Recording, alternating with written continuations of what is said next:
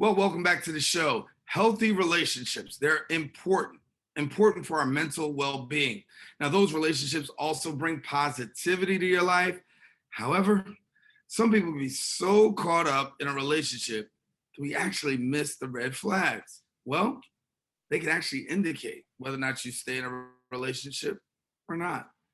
The question is, what kind of red flags should you be looking for in your relationship? Well, joining us to tell us a little bit more, give us some details. We've got the author and relationship expert, Shauntay L. Dunbar, who's here with us. And Shauntay, good to have you back. Hi, thanks for having me. I love it here. Yeah, So happy to listen, a lot's been going on. I mean, we've been in COVID, we've been behind closed doors, but quarantined up. Yep. yeah, I know. But talk to us about these people who are booed up, and this relationship red flag is real. It's real big because sometimes people don't notice the red flags until after the fact. Is it that they don't notice or is it that they're ignoring them? Right? That's the person, right? Because sometimes, you get into a situation or a relationship where you just want to be with someone so much that you will allow certain behaviors and things that you probably wouldn't appreciate or like in different circumstances. But because of your environment and the state that you're in, you're a little more open to settling for things you're not happy about, right? So when it comes to these red flags, the first thing you definitely want to do is acknowledge that they exist, right? Ignoring them is only going to get you in trouble in the long haul. So by acknowledging this and saying, like, whoa, what was that? Right. Right? Instead of dodging it like the Matrix, now you can say, okay, so why is this triggering me? Right? What is it about this that is making me feel uneasy and uncomfortable? And then once you do those two things, acknowledge it and then find out why it's happening, then you have to speak it out loud. Speak it to your partner. When you do this, I don't feel good about it, or this makes me feel a certain way, right? And if your partner loves you and wants to, be better with you and for you, they're going to change that behavior. Some people do things not realizing that it could be triggering for other people, but if you put them on notice, then it'll change. So red flags are very tricky because they're different for each person. So you really have to understand, like, what is my triggers? And is it a big deal? Am I being nitpicky? Or is this really something that I haven't healed from? Yeah, well, walk me through that because when we sit around and we talk about red flags, there are some common red flags that you can actually find in relationships. For somebody who may be blind or has the blinders on, what Yeah. are these red flags that potentially we're not paying attention to until we're either in an incident, it's too late, or it's over? Right. So a lot of people have things that trigger them with like phones, right?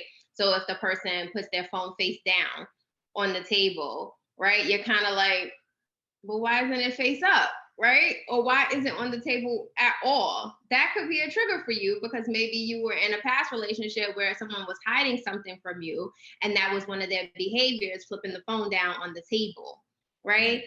Or every time you mention something, it turns into an argument because they're not trying to hear, what you're saying. They're so busy defending themselves that, they're not acknowledging your feelings or don't care to, or they try to blame you for things that you had nothing to do with, right? So maybe you're dealing with a manipulator or a narcissist who's trying to make you feel bad about yourself and make you feel like, they're the only person that loves you and wants to be with you and will deal with your crap. And so you're like, well, I guess I just have to take it. This is as good as it gets. And that's not the case at all. You're great. So go be great. With some money, great. Yeah. So with the red flag, obviously there has to be some conversation. What's Yeah. the advice if I want to talk to my partner about the red flags, but for fear of argument or how it's going to be perceived, I really don't want to have that convo. So what advice do you give? I would say do it in like a neutral space, right? Definitely don't have the conversation in the bedroom because that's where you want to be most intimate, right? So don't taint that place. So do it in like a living room or, going out to eat or walking in a park or something, and make it about you, right? When you do these certain things, this is how I feel. This is what I think, right? Instead of saying, you always, and you make me feel like, instead, take the responsibility of it, right? And then once you do that, your partner, if it's a good partner, they'll help you work through it. If it's a bad partner, they'll be like, well, this is what it is. You're going to deal with it or not. And then you can make a choice, right? I'm going to stay or I'm going to go. Hopefully you go. Yeah. Get the step in. What have you learned through the COVID-19 pandemic about this whole dating and relationship issue? Are there some things that are coming out of this right now? Oh, yeah. I think people are actually learning more about themselves, right? And I think more people are, it could go both ways, right? There are some people who are like just settling, like, listen, slim pickings, this is as good as it's gonna get. We met online, you cool, let's try it. And then there's other people like, I have standards and I'm not going to lower my standards just because you're, not trying to meet expectations, right? So you just learn more about what you like, what you don't like, and you learn about your red flags, your triggers, and what you're going to deal with, and how you're going to move on to be a better person. If this person is not adding value to your life, then why are you even bothering? Yeah, yeah. Yeah. So what are the topics you're talking about these days? Oh, now that the world's opening up, everybody wants to know how to flirt, where to go, what pictures to put on their dating profiles now. And now people are even putting their vaccine card on their dating profiles. Like, I'm good, I'm ready to go. It's the craziest thing. But I think what people need to understand now is more so about, like, yes, the world is opening up, but now you have to learn to open up as well, right? So it's not just, I'm in these streets, but it's also, what am I sharing? And am I confident enough to do this? Because, we do date our confidence level. That's a whole nother topic for another day. Listen, I'm still struggling with the fact of, like, I need to put on my profile, looking for a date, fully vaccinated. Who does that? But the sign in the times in which we live in, huh? It is. And it's like people are just so desperate for human interaction. They will give you any information whether you ask for it or not. They just volunteer it. You're like, okay, oversharing, but thanks. But Yeah, these, you want to have those kind of conversations and see where a person's head is at.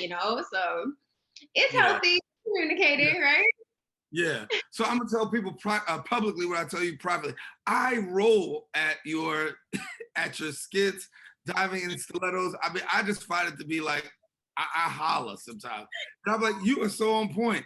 But share with the people a little bit about diving in stilettos and some of the stuff you got going on. So, Diamond and Stilettos First, Memoirs of Dating Mister Right Now, is my book about my dating life and shenanigans in New York City. It's available on Amazon, Barnes and Nobles, wherever books are sold. Often on my IG page, Diamond and Stilettos First. There are underscores under each word.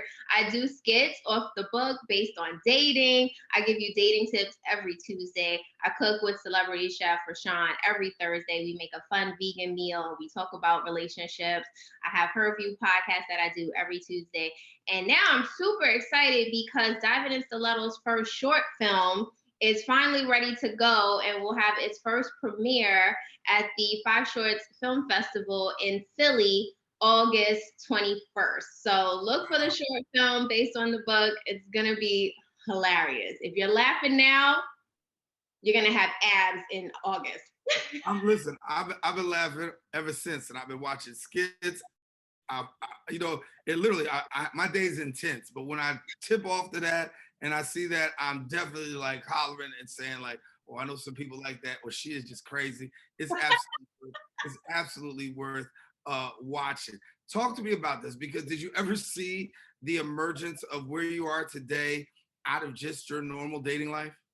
Oh my goodness. If you asked me 10 years ago, would I be here? I would have never fathomed the idea of being an author, let alone a filmmaker, a director, or just being comfortable enough in the camera to be silly, right? But that's part of your growth. Like I've learned throughout the years to really just laugh at myself. And once I started doing that and everybody was laughing with me, I was like, this is good. We're all healing together. So you're Yeah. not alone. Yeah. Yeah. I am not alone. Listen, before we leave, tell people how they can get in touch with you. Yeah, so you can check me out on Instagram, diving in stilettos first, underscores under each name. I'm also on my website, divinginstilettosfirst.com. And yeah, check out your girl. I'm out here. Google me, baby. That's it. She is Googleable. That's it. Hey, listen, thank you so much for being with us, Shauntay. Obviously, as we get closer to August, don't forget, come on back. We'll have you back. Share a little bit about that. And congratulations on all the great things that are happening for you. Thank you so much. I appreciate it. This is a great platform. Thank you. Yes, Shauntay L. Dunbar, our guest here, talking about relationships and the red flags and what to do and what not to do. But listen, we got more show. Stay with us. Open continues coming up right after this.